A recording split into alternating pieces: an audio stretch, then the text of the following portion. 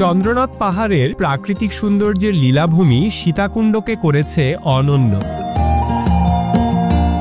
চন্দ্রনাথ পাহাড়ের অবস্থান সীতাকুণ্ড বাজার থেকে মাত্র 4 কিলোমিটার পূর্ব দিকে। সীতাকুণ্ড বাজার থেকে পায়ে হেঁটে কিংবা রিকশায় করে চন্দ্রনাথ পাহাড়ের গেটের কাছে যাওয়া যায়। চন্দ্রনাথ পাহাড় হিন্দুদের তীর্থস্থান হিসেবেও পরিচিত।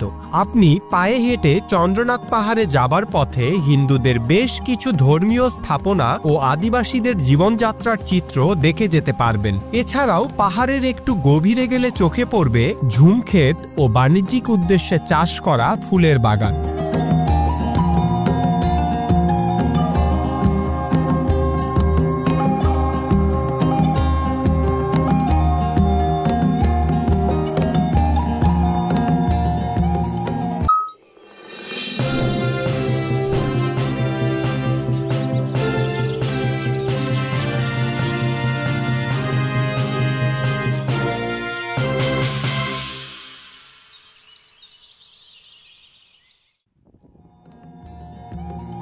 চন্দ্রনাথ পাহাড়ের চূড়াতেই চন্দ্রনাথ মন্দির অবস্থিত। চন্দ্রনাথ পাহাড়ে যাবার পথে ছোট একটি ঝর্ণা দেখা যায়। এই ঝর্ণার কাছ থেকে পাহাড়ে ওঠার পথ দুই দিকে চলে গেছে। ডান দিকের পথটির পুরোটাতেই পাহাড়ে ওঠার জন্য সিঁড়ি তৈরি করা, আর বাম পাশের পথটি সম্পূর্ণই পাহাড়ি পথ। সাধারণত পাহাড়ি পথ দিয়ে উপরে ওঠা তুলনামূলক সহজ, আর সিঁড়ির পথে নামতে অনেকটা সহজ হয়। চন্দ্রনাথ পাহাড়ের উচ্চতা 1152 ফুট। হেঁটে উঠতে একটু পরিশ্রমের কাজ হলেও আপনার হাঁটার উপর নির্ভর করবে কতক্ষণ সময় লাগবে। সাধারণত 1 ঘন্টা 30 মিনিটের মতো সময় লাগবে ধীরে ধীরে উঠলে। চন্দ্রনাথ পাহাড়ের মাঝামাঝি দূরত্বে এবং চূড়ায় মন্দিরের কাছে ছোট টং দোকান আছে। সেগুলিতে হালকা খাবার এবং পুজো দেওয়ার উপকরণ পাওয়া যায়। তবে ভালো হয় উঠার সময় সাথে পর্যাপ্ত পানি ও কিছু শুকনো খাবার সাথে রাখলে। প্রতি বছর মহাশিবরাত্রি উপলক্ষে প্রচুর হিন্দু ধর্মাবলম্বী চন্দ্রনাথ পাহাড় ও মন্দিরে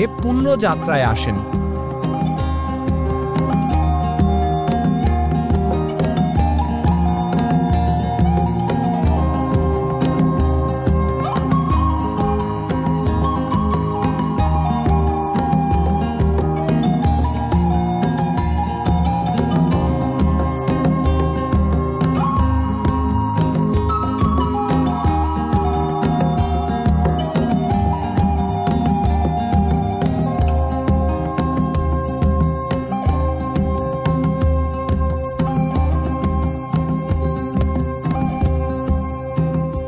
চন্দ্রনাথ পাহাড় ও মন্দির দেখতে কিভাবে যাবেন? চন্দ্রনাথ পাহাড় চট্টগ্রাম জেলার সীতাকুণ্ড উপজেলায় অবস্থিত। তাই যে জায়গা থেকেই চন্দ্রনাথ পাহাড় দেখতে চান আপনাকে প্রথমে সীতাকুণ্ডে আসতে হবে। সীতাকুণ্ড থেকে জনপ্রতি 70 টাকা সিএনজি ভাড়ায় চলে যেতে পারবেন চন্দ্রনাথ পাহাড়ের পাদদেশে। ঢাকা থেকে বাসে করে সীতাকুণ্ড যেতে চাইলে ঢাকার সায়েদাবাদ, ফকিরাপুল, মহাখালী যে কোনো বাসস্ট্যান্ড থেকে চট্টগ্রামগামী বাসে করেই যেতে পারবেন সীতাকুণ্ড। এসালম, শ্যামলী, সৌদিয়া, ইউনিক, হানিফ, ইগল, অ্যানা প্রভৃতি পরিবহনের নন এসি বাস ভাড়া 420 থেকে 480 টাকা। এসি বাসের মধ্যে গ্রিন লাইন, সৌদিয়া, সোহাগ, টিআর ট্রাভেলস সহ এইসব বাস ভাড়া পড়বে 800 থেকে 1100 টাকা। ঢাকা থেকে ট্রেনে করে সীতাকুণ্ড যেতে চাইলে চট্টগ্রামগামী যে কোনো আন্তনগর ট্রেনে করে ফেনী স্টেশনে নামতে হবে। শ্রেণীভেদে ট্রেন ভাড়া পড়বে জনপ্রতি 250 থেকে 1035 টাকা। ফেনী স্টেশন থেকে 20 থেকে 25 টাকা রিক্সা অথবা অটো দিয়ে ফেনী মহিপাল বাস স্ট্যান্ডে যেতে হবে। সেখান থেকে লোকাল বাসে করে 50 থেকে 80 টাকা ভাড়ায় সীতাকুণ্ড যেতে পারবেন। এছাড়া আপনারা যারা চট্টগ্রাম থেকে সীতাকুণ্ড যেতে চান তারা চট্টগ্রাম থেকে সিএনজি বা অটোরিকশা রিজার্ভ নিয়ে সীতাকুণ্ড যেতে পারবেন। ভাড়া লাগবে 350 থেকে 400 টাকা। আর বাসে যেতে চাইলে আপনাকে চট্টগ্রাম নগরীর অলংকার, একে খান মোড় অথবা কদমতলী থেকে যেতে হবে। লোকাল বাসে সীতাকুণ্ড যেতে পারবেন, ভাড়া পড়বে 40 থেকে 80 টাকা।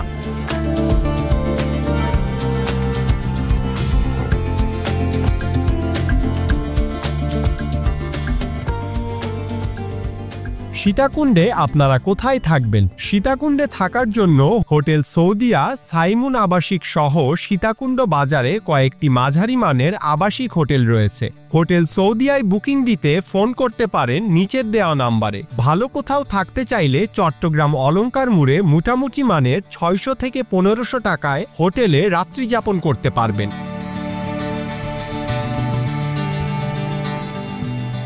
সীতাকুণ্ডে কোথায় খাবেন? সীতাকুণ্ডে সাধারণ মানের হোটেলের মধ্যে সৌদিয়া রেস্টুরেন্ট, আপন রেস্টুরেন্ট এবং আলামিন উল্লেখযোগ্য।